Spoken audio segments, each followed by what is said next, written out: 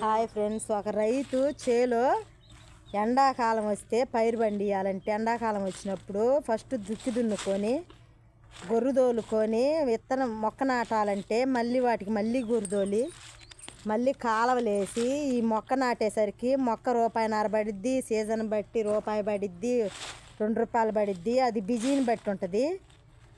అయినా కానీ లెక్క చేయకుండా తీసుకొచ్చి నాటడు. కాలువలేసి నాటిన కాంచి మళ్ళీ ఏరు పురుగు అనేది ఒకటి ఉంటుంది. ఆ ఏరు పురుగు వచ్చి ఆ మిర్ర చెట్లను కొట్టేస్తుంటే ఆ రైతు పోయి మళ్ళీ మందులు తెచ్చుకొని కొట్టుకొని ఆ ఏరు పురుగు పోయేటట్టు చేసిన కాంచి మళ్ళీ కలుపులు ఎనికీతే పంటలో ఎనికీతే మొక్క పెట్టిన కాంచి కలుపులు వస్తాయి.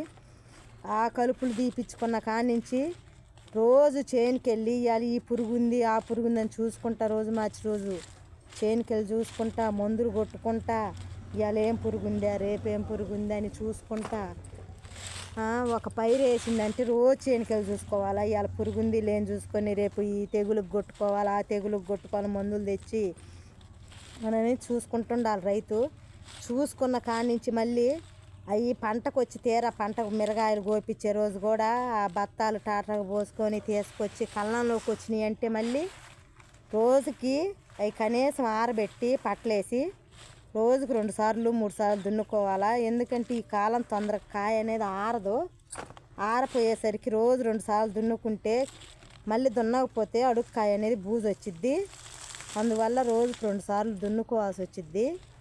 దున్నుకున్న కానించి మళ్ళీ ఆ ఎండబోసిన కానించి ఇగో ఇట్ట గేడ్ చేయటానికి ఇట్ట పోసుకొని మళ్ళీ ఆ ఎత్తిపోసి ఒక మండె పోసి ఆ మండెని మళ్ళీ తొక్కిచ్చి బత్తాలు కుట్లు వేయించుకొని ఆ బత్తాలు లారీకి లోడ్ చేయించుకొని ఒక మార్కెట్కి పోతే ఆ మార్కెట్కి పోయినాక రైతు చేతులు ఇంత కష్టపడినా కానీ ఆ మార్కెట్కి పోయినాక రైతు చేతులు అయితే ఏముందో వాళ్ళు ఎంత రేట్ అంటే అది ఇష్టమైతే ఇచ్చి రావటం లేకపోతే ఆడ పెట్టుకోవటంగా రేటు దిగిపోద్దని భయంతో ఆ రైతు ఇచ్చి రావాలా.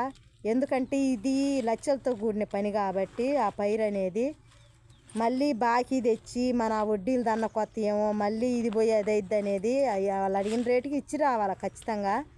ఇచ్చి రాకపోతే ఇది ఎక్కువ అయిద్దని గుండెల మీద భారకం అనేది ఇచ్చొస్తాడు. ఇచ్చొచ్చి ఆ డబ్బులు తెచ్చి కట్టినాక మళ్ళీ కోత కూలీలు ఎంత అవుతాయి, ఒక కోత కూలి అని కాదు ఏదైనా తొక్కిచ్చినందుకు ప్రతి ఒక్కటి తీరా పంట వచ్చి చేతికి వచ్చేసరికి ఒక రేటు లేకపోయేసరికి రైతు నిరాశ పడుతుంది. ఇప్పుడు అసలు రేటు లేకపోయేసరికి ప్రతి ఒక్కదానికి రేటు తగ్గింది. కానీ వీటికేమో రేటు పెంచకపోయేసరికి రైతులకి నిరాశ అయిపోతుంది ఫ్రెండ్స్. ఒక రేటు పెంచితే కన్నా రైతులకు కొద్దిగా సంతోషపడుద్ది. ఒక పైరు రావాలంటే దాని వెనక ఇంత కష్టం ఉంటుంది. అది కళ్ళంలోకి వచ్చినా చేలో మొక్క పెట్టినా కానీ ప్రతి ఒక్కటి కష్టంతో కూడిన పని. ఇది వ్యవసాయం అనేదే కష్టము. వ్యవసాయం సాయం ఉందని ఎంత పని అయినా కానీ రైతు చేసుకుంటా పోతాడు.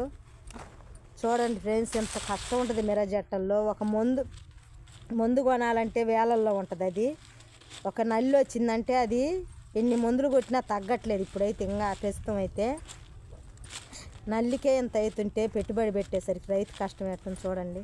ప్రతి ఒక్క పంట ఇది ఇంకా ఎక్కువ ఈ రేటు, వీటికే రేట్ లేదు. ఉత్తమ మచ్చకాయలు చూడండి. బాయ్. 2 నిమిషాలు.